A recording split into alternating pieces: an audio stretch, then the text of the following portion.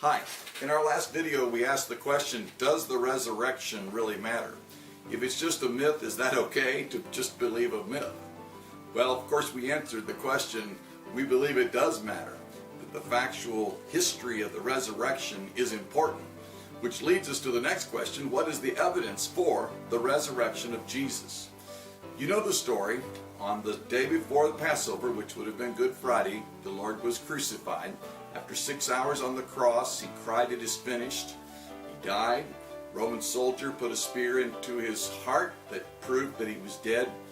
They took his body off of the cross. Joseph of Arimathea and Nicodemus, interestingly, the same guy that Jesus said, "For God so loved the world that he gave his only begotten Son," that Nicodemus was with Joseph of Arimathea, and they took the body of Jesus to a brand new grave, a tomb, a cave, if you will, and they put the body of Jesus in there with some spices, wrapped it in grave clothes, and then a great stone was rolled over. They tell us that ancient tombstones would be as much as 1.5 to 2 tons in weight, and they rolled that with levers in front of the tomb.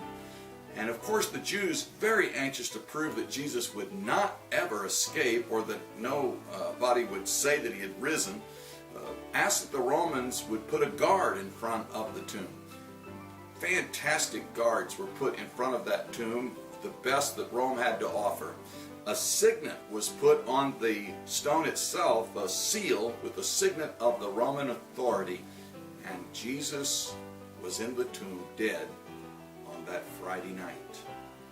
He laid in that tomb all Saturday, and then on Sunday morning, sometime in the morning, he rose from the grave. And thinking that the body of Jesus might be stolen, the Jews and the Romans began this most intensive search for the body of Jesus. If I could use the expression, they left no stone unturned. They looked everywhere for the body. If they could just produce the body of Jesus, they could prove that this whole fable of the resurrection was just that. It was a fiction. But after the Romans searched and after the Jews searched, no body was located. And so a great cover-up by the Roman authorities and the Jewish officials had to be undertaken. One of my favorite Christian apologists was a guy named Josh McDowell. I first came across him when I went to college back in 1980 at the University of Illinois. He's done a great job looking at the proofs of the resurrection. He makes these great points. First of all, no one would have dared break that Roman seal on the stone door of Christ's grave. The penalties for breaking that seal were extremely severe. In fact, it could be capital punishment. If you think the disciples were courageous enough to go break that seal, look at where they were. They were in hiding. They were afraid to even show their faces in public, let alone go down and break a Roman seal and face the ire of the Roman government. Secondly, if the story was made up, it sure was made up incorrectly for the ancient mind. The first witnesses of the tomb were women, and in the ancient world, women meant nothing. They weren't even allowed to testify in court. And here is the account of the Gospels. The women were first to the tomb and see Jesus is alive.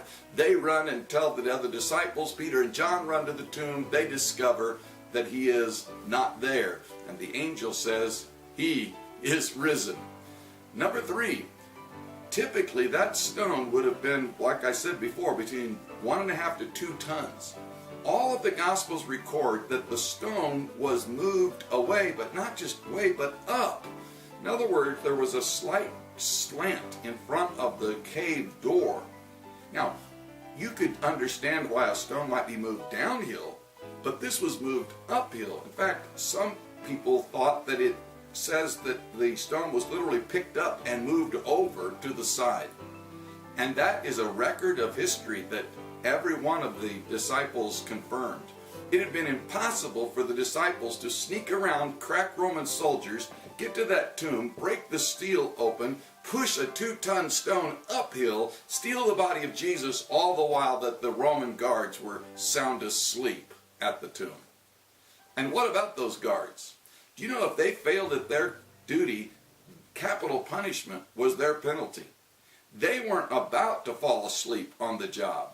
And if the body of Jesus was stolen while while they were snoring, they would be in the biggest of trouble, lose their own lives. Number 5. Actually, the Bible tells us the tomb was not totally empty when the disciples arrived.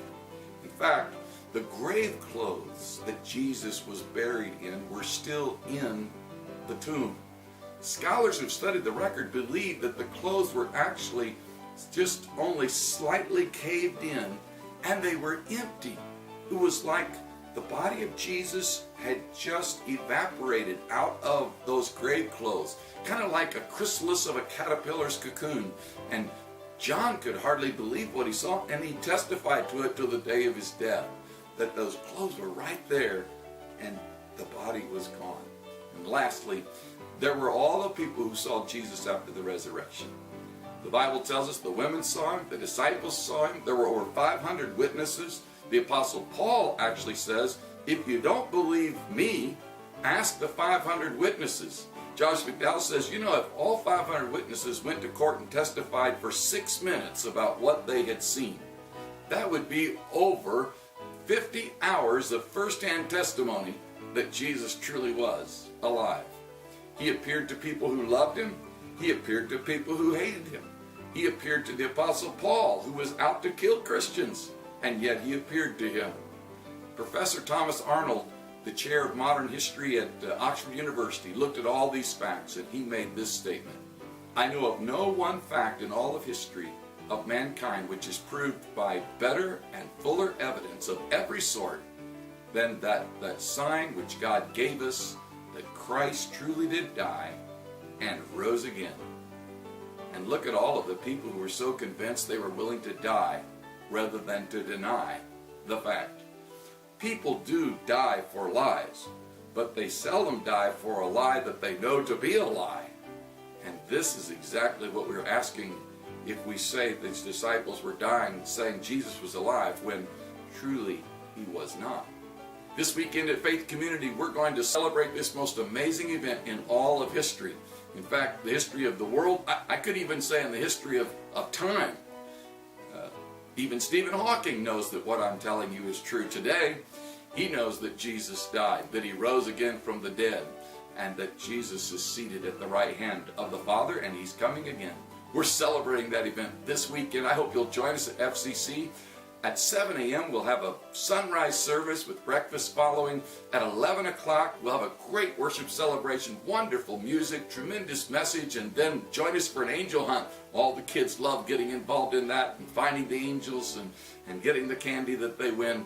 And then in the evening at 6 o'clock, a wonderful praise celebration with a baptism service. What a great day to be baptized. As Jesus rose up, we'll raise these ones out of the water gloriously, testifying to their salvation.